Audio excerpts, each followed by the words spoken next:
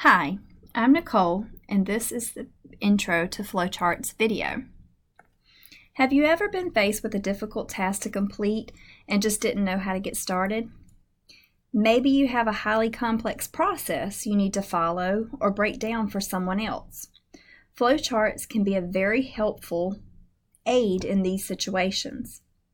Let's look at some examples. Perhaps you have an advising registration process that has many layers to it, and you want to be able to break it down so that a student can understand that process. Here is where flowcharts can help to break those steps down and make it a little bit easier for them to process. Other uses for flowcharts. Here are some examples. You may have a need to use a flowchart for a process map. There again to kind of show where in the process you should start and each step that you should take in that process. If we look here at Flowcharts website, it gives us some examples of other flowcharts that we could use. You see here your starting point, and then the first step in your process. When we come down here in the flowchart, we have a decision to make, yes or no, and that changes the flow of the process. And then our finishing point. So flowcharts use different examples, or different symbols to represent different parts of that process. So we're going to take a look here just at some of the symbols that are most commonly used in a flowchart, and I will be sharing these website links as well because they give some valuable information on flowcharts.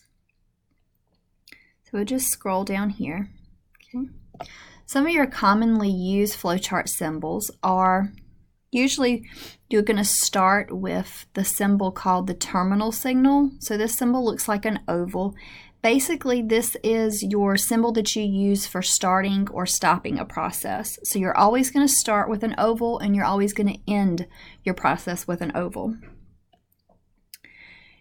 Your processes or your steps in that process are going to be represented by a rectangle, obviously called a process. Between each of your symbols, you're going to have a flow line, and basically that's just an arrow that shows you the direction of movement in that process. Another commonly used symbol in flowcharts is the diamond. The diamond is called the decision symbol, and that's obviously because you have to make a decision. So your diamond is going to have a question asking you, and based upon the answer, your flow line will show you yes or no, or true or false, which way to go. There are many other symbols that are used in flowcharts. Another one is the connector. This small circle is really helpful when you have a really large process or a really complex process. And for example, if we look back at, we'll look back at this one. This one only has a few steps in the process, and so you can draw your arrows or your flow lines and it doesn't get too confusing. But if you were to have a lot of steps within your flowchart and your arrows, rather than having your arrows kind of come over here and then have to kind of loop back down all the way over here and kind of go all over the page, that can get really confusing to follow or to look at, which, you know, even right here, this can get complicated to look at. So they could have used a connector, but basically that connector would just take and like if you wanted to go right here, instead of drawing an arrow or a flow line going down, you could actually come off of here with a line and draw your connector And then you could come back down here if you had another part of the process, draw another connector and your flow line and continue your process. So you know that that circle and that circle connect the flowchart together.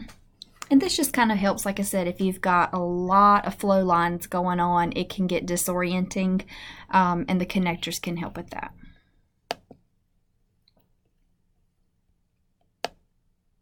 Okay. All right, so we're just going to jump back and look back at Lucidchart real quick. Like I said, this gives a lot of really good examples of uses for flowcharts. You've got your processes that kind of break down.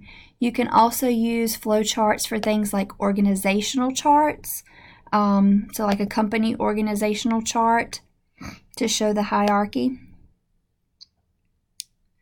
There's an example. You can also use these as mind maps or concept maps. So basically, flowcharts really are just diagrams or a visual illustration to help you break down large or complex processes, to help represent complicated tasks, and to kind of show structures. So in the next module, we're going to be walking through how to use this Lucidchart software to actually go through and create these flowcharts for yourself.